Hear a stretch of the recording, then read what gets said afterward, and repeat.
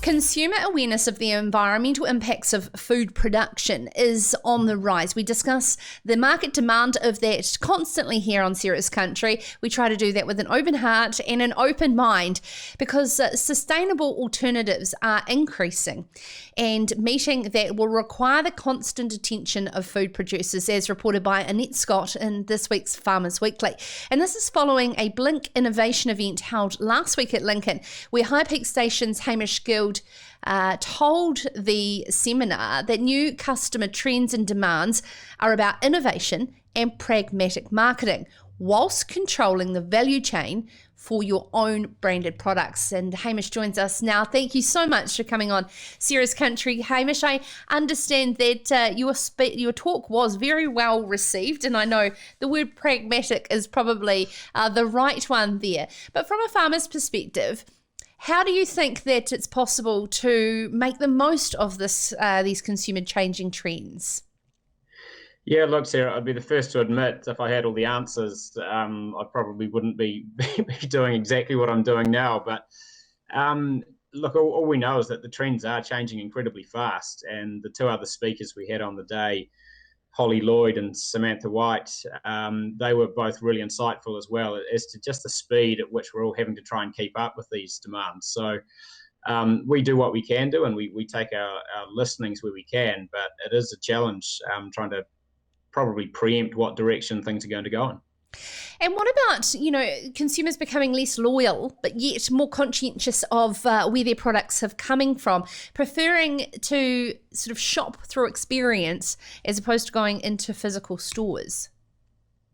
Yeah, look, I can't blame them for that, but it's definitely a challenge from our end. I mean, on one hand, we're asked to do certain things and to have our products at a certain level, and obviously that costs. It's generally, you can't avoid that, adding layers of cost into that. So if consumers aren't prepared to then pay for what they're demanding, it puts us in a tough position.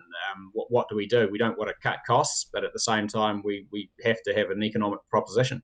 How does High Peak diversify to be able to enable sort of that innovation and adaptation that, as you said, is constantly changing at a rapid pace?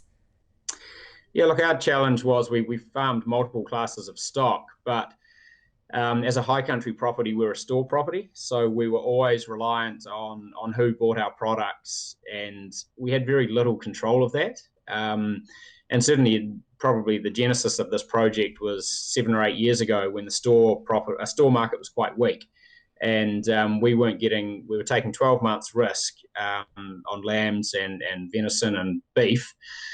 And getting very little to show for it, or certainly not a big enough percentage. So we decided to two things. We put in some irrigation so we could do prime produce, and secondly, we decided to go direct to market. So, and obviously the vagaries of market, that the price stays very static generally in the marketplace. You don't get huge swings. Where it swings is in the commodity sphere. So it's been an enormous challenge for us, but that's the direction we've decided to head, and we'll keep trying to get closer to the consumer with our own branded products. The thing is, when it does come to the likes of red meat though, Hamish, our infrastructure in this country isn't really set up in a toll producer type scenarios. So therefore, if we moved into like a wine-based model, whereby farms had their own individual brands, we're not really set up for that though, are we? No, I couldn't agree more. So for a start, with the products we've targeted aren't to do with red meat. We'd love to move into that space. We have exactly that issue with the toll processing and the reliability around that. And I guess not many people would want to see a proliferation of individual brands as well, but there's certainly a place for some of them. So yeah, products we've targeted at the moment. Wool is a big one, and honey is another big one that we've looked at. My brother-in-law Tom beekeeps for the family business. So yeah, those are the products we've targeted initially. And look, I'm a very passionate red meat producer. I'd love to get into that space as well, but some of the hindrances you just pulled up are exactly the reason why we're not pursuing that at the moment. And of course, agri-tourism has taken a big hit. I know that High Peak has been actively involved in that, and therefore leading to the experience side of it. How do we, as a country, in this new post-COVID world, take advantage of digital experience and have that depth of connection to product? Yeah, again, a good question. I wish I had the answers. We do what we can through social media, and at the moment, I'm doing a bit of that, and I'm very poorly qualified to be leading the charge on that. Look, the reality is for us, we don't know when the borders will open, but it won't be soon. It won't be soon enough for us in that sense. So, yeah, we're going to have to keep looking at these options to try and bring people in, in a media or virtual sense into our business, just to show what we do. What were some of the takings from the other two speakers from Blink that you learnt? Things are moving incredibly fast. That they're really struggling to put their finger on the pulse of what direction to head in. You almost can't preempt it. You don't want to be too reactive, but at the same time, trying to guess where consumers are going. We're obviously seeing a reduction in meat, whether that's people changing their diet away from meat or just a simple reduction, a meat-free night. Personally, I don't see that as an issue. I see that as a potential positive for us if we can take advantage of that and put distance between us and inferior meat products. Both the other speakers were very big on that, but certainly said the change as far as red meat goes is there is less consumption. Equally, some of the alternatives probably have to start justifying themselves as well. I think we're starting to look a little bit closer into some of the alternatives to red meat and just seeing exactly what their environmental or nutritional footprint is as well. Yeah, absolutely. And of course, farmers have options, and farmers and growers go in to produce what the market effectively wants. And so hedging our bets across alternative protein as well as red meat protein makes sense, right? Absolutely. I guess the challenge for a property like ours is we would struggle to do many other proteins. Just our climatic restrictions, climate and soil limit us to what we can do. We know we're good at producing red meat and fibre, wool. I guess I'd prefer to stick to our knitting. I'd hate to be forced into something square peg into a round hole, trying to beat early or late frosts and northwest winds and cultivation, things like that. The risk of the place losing topsoil in order to just chase a trend, I think that's a real risk.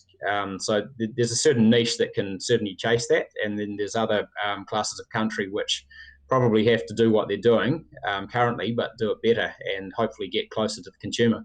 Okay, so what is your advice to farmers that are being defensive of a barrage of regulation coming down the barrel at them, whether they like it or not? How do we find opportunity through this? Yeah, look, our opportunity was to try and go direct, and that's because of probably our business structure. I'd be the first to admit most farmers simply don't have the time, and the more that regulation's thrown at them, the less time they have. So I guess it's getting alongside the people that sell your products and trying to learn as much as you can about the people that ultimately buy them. And often that we can be quite distant from the actual consumer, probably deliberately so from some of the people that buy from us at the farm gate. That's quite a hard question to answer, that one, because I certainly know from myself that the regulation coming our way, we just seem to be busier and busier with that. It gives you limited opportunities to actually get above some of the business decisions and take that macro look. And I think that people also forget that they have choice on who they supply, just like consumers have a choice on who they buy from just as much. Yeah, absolutely. I think you align your value set to someone with a similar culture as your own business, and probably loyalty goes a long way both ways. And if you can build that over time, then it should be hopefully a strong model. That's music to meat processors' ears, that one word. Hey, thank you so much, Hamish Guild there from High Peak Station, following a story by Ned Scott in this week's Farmers Weekly about changing consumer trends and what High Peak Station have done to grab the bull by the horns, or the reins, so to speak. This is Sarah's Country.